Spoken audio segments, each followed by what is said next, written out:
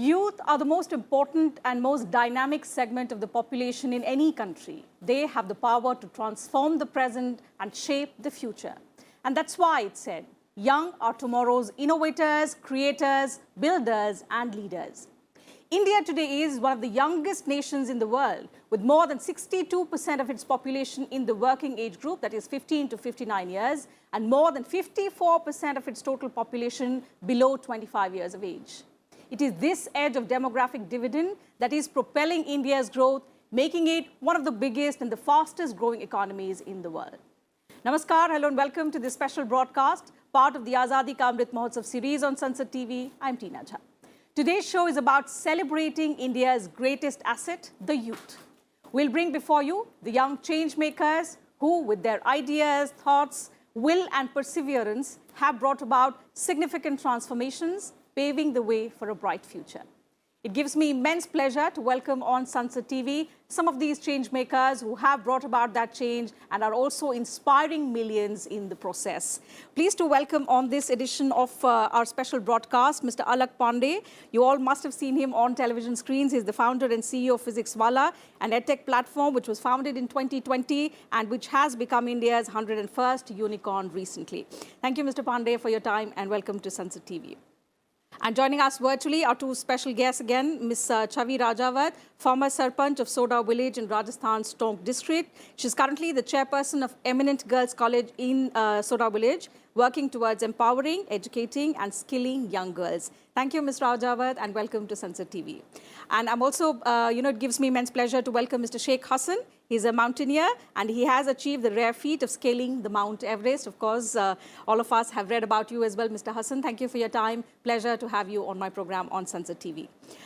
In fact, let me begin the program today with you because in a way, what your wish and dream is and what our program is all about finds some similarity. Ours is a very minuscule effort. We are only, it's one of the series that we are celebrating as part of the 75th year of independence. But your larger dream, your wish to celebrate India's 75th year of independence by ascending greater heights of Mount Everest and several other highest peaks across the world. Tell us what gave you the motivation and how from being a government employee to now becoming, one of the sought after mountaineers. All of us know about you. What gave you the will to actually do something very, very unique and different?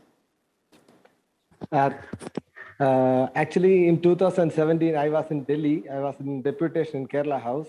Then I came to know about 2022, Government of India is going to celebrate the 75th year of independence in a diversified way.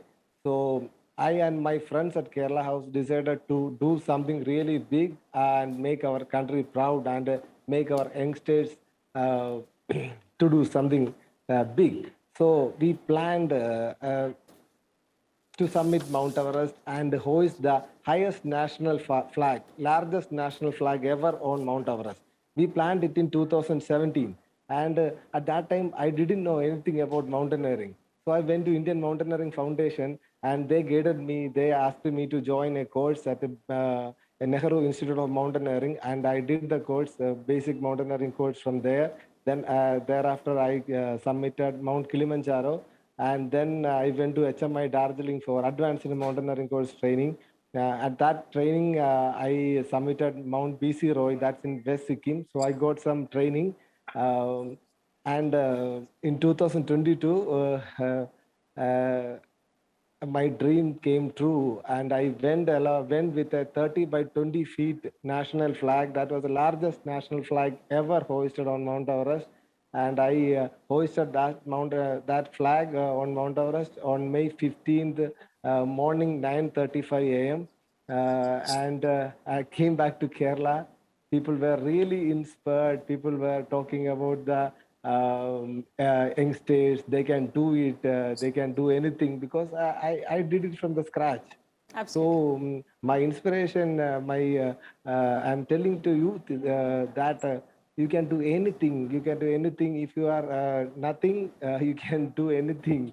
You don't need to be something to be to do something. Certainly, You and can do anything. each time we hear of phrases like "no dream is big enough," and it's people like you who, in all ways, personify these phrases.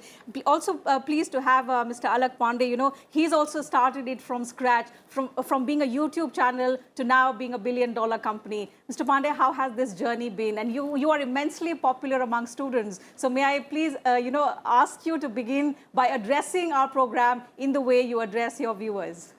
Acha, like that. Of course. So the theme goes like this. Hello, bachcho! Kya hal chal? Badhiya ekdam. So this is the way I used to address students from 2017 on YouTube. So the journey is amazing, and it will be amazing because we are still the part of the journey only. The journey will reach its destination when every child sitting in India, in any corner of India, any village of India, any tier 3 city of India, dare not say that money is the problem or money has been a hindrance in my way to success. So that's what I stand for. That's what PW Physics Wala stands for.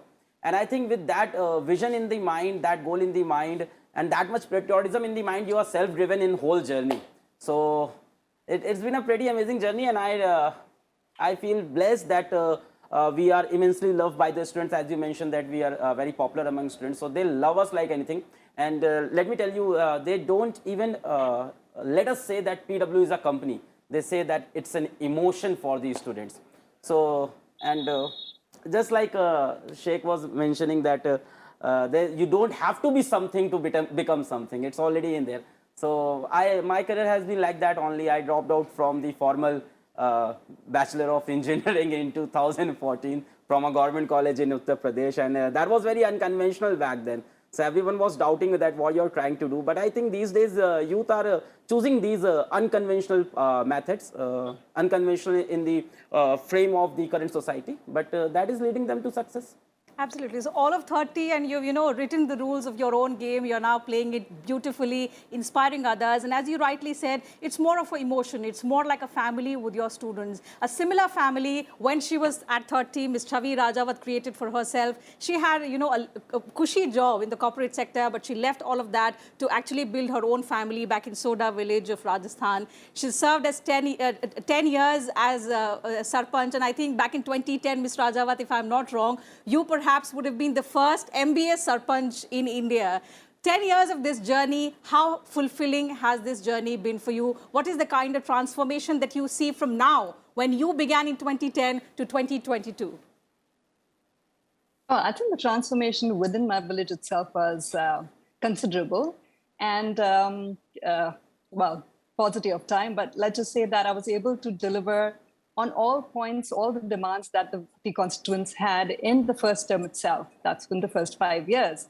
And I've focused on sustainability, and I'm very happy to share. It gives me immense joy and a sense of pride to share that those who had claimed that they were in the opposition are the ones who are continuing the projects and beautifying it.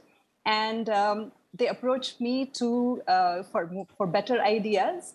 And we worked collectively, despite the fact that I chose not to contest the third time, even though it was a reserved seat for women, and the residents wanted me to contest yet again. But I do believe leadership is also about paying it forward, creating the next line of leadership.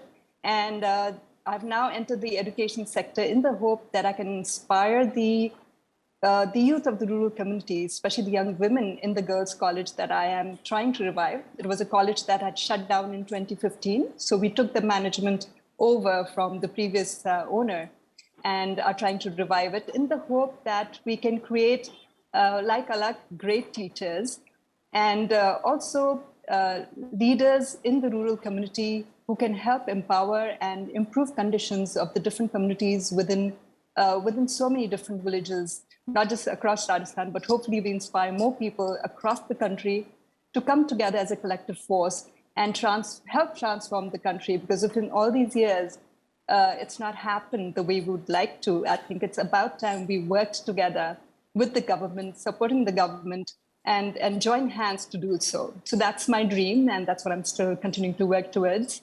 Certainly, and you, I think, started out at a time, and even now, I would say, politics is something that youth is rarely attracted to. I mean, you would see politics as one area which would serve more like a post-retirement thing. So you would see people having excelled in their lives and then turning towards politics. Although some of that has begun to change, but not in a way we would all like to see. So young leadership in other sectors, but perhaps missing in politics. Ms. Rajawat, when you started off, of course, you had no experience. You were meant for this corporate world, and you had a wonderful job at hand. But having left all of that to begin actually from the grassroots, from the very foundation of India, how challenging was the journey for you? Of course, as a first-timer in politics, and also as a woman, I'm sure you would have faced a lot of gender stereotypes as well being in the job. I think the biggest challenge really was the fact that panchayats, at least from my personal experience, is not really empowered to the extent that it ought to be, at least not in my area. And along with that, the biggest challenge was lack of funding and lack of expertise, right? So because you have to work in every sector you can possibly think of, from bringing in infrastructure development to conflict management and improving health sector, making sure the education system is working, you're able to find jobs for the youth and the youngsters, and improve agricultural practices, ensure that there's that economic progress within the village or the panchayat itself. So there's so many factors. And one individual does not necessarily have all the expertise. So I often also question myself that without the expertise, am I really able to bring in the transformation that will be more sustainable? And that's where I feel it is very, very important that the country comes together. The beauty right now, I think, is that like the three of us over here who have walked on a path that normally is not really followed traditionally or not that easily. But there's so much happening. There is so much potential. There is this eagerness that I see in a lot of the youth, because we had a lot of young students from Delhi University who would come to the village, stay the entire month during peak summers without air conditioners and often no electricity initially either. And they're willing to sweat it out to help understand what the nation is all about and see where they could make an impact, and also imbibe it in their future plans, which was really beautiful to see. You hear so much about not just startups, but also social entrepreneurs. And I think that is where the potential for India is huge. I just wish we would tap on it better and help provide support to the youth, given that we're talking about the youth bulge that the country has. And it is, I think, the potential and the opportunities that our country offers is immense, but there's still a lot of brain drain. And I think what we need to do is the brain drain reverse, bring them back, or if people have to go out, get the technical know-how and the knowledge from developed nations, but come back and serve the nation. I think that's what we need to do. So not just individual growth, but of course the growth of the country is something that should be prioritized. Alak, it is this will, the perseverance that has brought you to where you are today. But I'm sure, no journey is complete without any kind of challenge. So for example, when your startup became a unicorn, across newspapers, the headline, made it like engineer dropout drives his company to, becoming a billion-dollar company. Right. A very unconventional thing, of course, and especially in this industry, in this edtech sector, where you are actually imparting knowledge to the others now. It's very unconventional. What are the kind of hurdles, what are the kind of problems that you had to face in this journey from being a YouTube channel to now owning a billion-dollar company? First of all, I would actually discourage this college dropout thing, because it's something that is very fancy to sound, and it's very challenging when it comes to the execution part. So a lot of my college juniors were like that, we will also drop out, like Alak sir made something like this, like that. So I say, you need to have a passion first. It's not like that you have to college drop out because it's a fancy thing. You must need to have passion for something else. So I was having passion for teaching, and I was very much aligned that this college degree is nowhere going to serve me in the path of my passion in teaching. And all those college machinery, lab was not worth for me to invest my time there or to work in a software company. So that was the thing that I chose this. How it was a hurdle. I don't think that degree has been a hurdle for me anywhere in the path. except for a couple of times where I've been rejected in some interviews of the coaching, because there was a time that I was not earning sufficient, and I even went to the coaching classes to give an interview. So there I was rejected on the basis of degree. But if I came on YouTube, or if I was in the offline coaching, or even now when we have app, students don't question this. What they see, whether they are able to excel or not. Tell me one thing, if you say who is the greatest archer, you name Arjuna, you don't name his guru. So the guru doesn't need to be excellent in that. What is the role of the guru? To empower his student, his disciple, who can be excellent in that. So it's not my role to excel in IIT or NEET or whatever field it is. But to motivate to motivate them, to let them break that part. The struggle has been, or I won't call it a struggle, the challenge has been in the childhood. The childhood was a little, you can say, a dark kind of thing, which I see dark now. Earlier it was like happy and gloomy, because father lost job when I was in class 3rd. We have to sell our only home when I was in class 6th. We have to move to a slum, and I started teaching from class 8, taking home tuitions, going on bicycle and teaching home tuitions in the homes, and getting what, $1,000, $500. So now I see it as like, okay, that was a struggle, but back then I was enjoying, okay, I'm teaching from class 8. In class 11th, I'm going to a coaching institute and teaching, and that particular feeling that I was not having sufficient money and I have to take tuitions, and I couldn't go to a formal coaching, a big coaching, that remained in my heart. That was a pain that was remaining in my heart, and I think that was the passion I was carrying, and which led me to drop out of the college. So I think very contrary to what's being made out, your success story is being defined as, you founded the company in 2020, and 2022 you own this billion-dollar company. Right. But behind that, the story of perseverance, the story of struggle is something that I'm glad you're sharing with us. But tell me one thing, in this scenario that we are in today, a lot of the other edtech companies are to say they're struggling companies, I wouldn't want to name, but in this scenario, how have you managed? Has it just been your personal, confidence and motivation that has pulled you, or have been there any kind of support? Because in case there are several other sectors where you would expect some kind of growth from the government, from certain institutions, but you wouldn't get. So has there been any kind of transformation over the years now, which is encouraging more and more youngsters to build something of their own? I've been there. I think there have been a pretty lot of encouragement from the government or the bureaucrats for this online education, for this spreading of education, and we got recently Dharmendra Pradhan ji mentioned as the education minister in his speech. He was giving a speech on the President of India YouTube channel. I was listening to that. So he was mentioning it's not about the billion-dollar evaluation. It's about they are actually teaching to billion of students. So I think there has been a pretty huge support, like Geo came in. So I think it's not something that we three have cracked.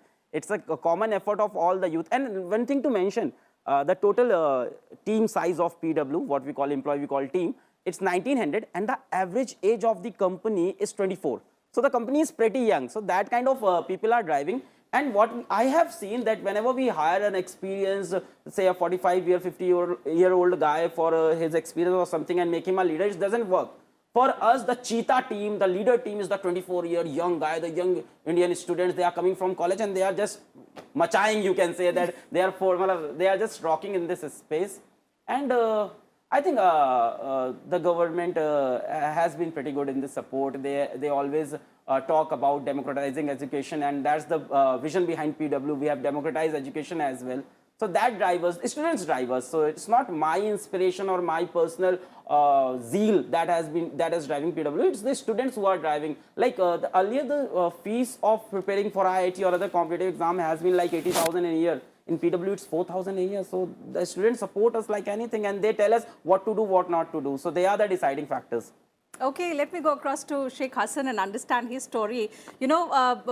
Sheikh, in our country, when you have a government job, life is stable, the parents are, satisfied that you have a government job, earning well, time to start a family and stabilize in life. You are a government employee working in finance department in Thiruvananthapuram. What is your story? So when you said you wanted to become a mountaineer and now to, ascending heights, greater heights like the Mount Everest, Mount Kilimanjaro, and there is no stopping. Of course, you want to continue with this plan.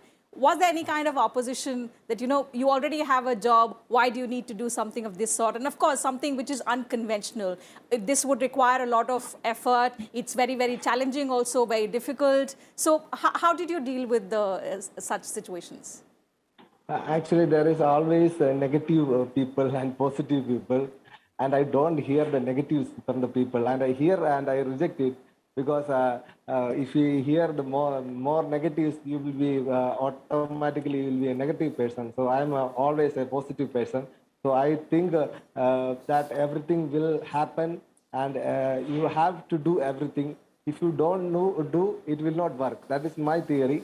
So when I I'm a government employee, as you said, and people initially asked me why you are doing, because you have a good job, you have a stable family, everything you have.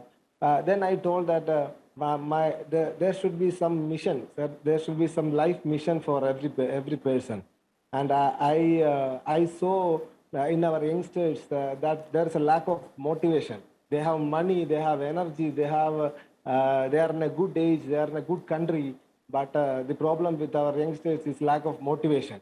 But so for giving our youngsters motivation, we have to show the youngsters that you can do anything, and first we have to demonstrate it. Then only they will believe. So that is also a cause behind these expeditions.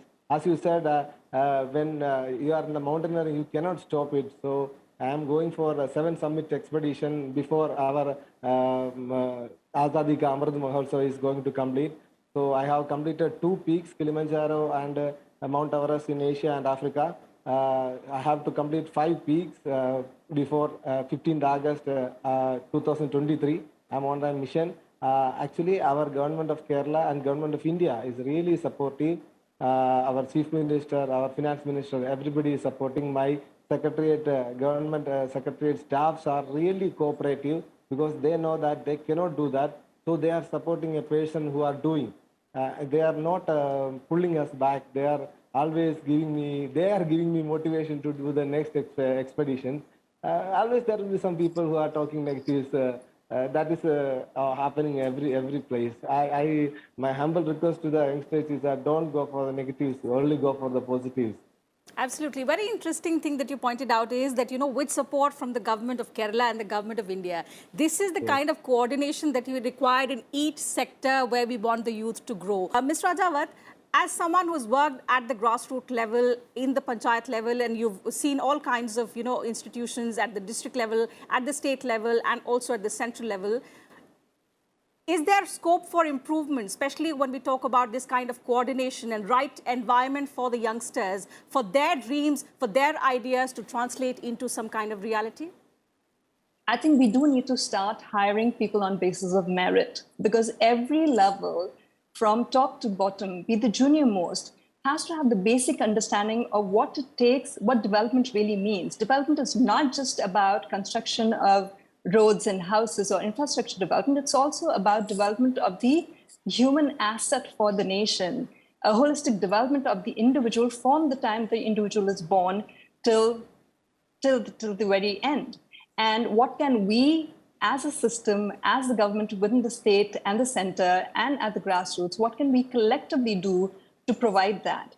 And I think one thing that, if I remember correctly, Mahatma Gandhi ji had said, which is about if you look at empowering the weakest link, automatically everyone else will see the benefit of it.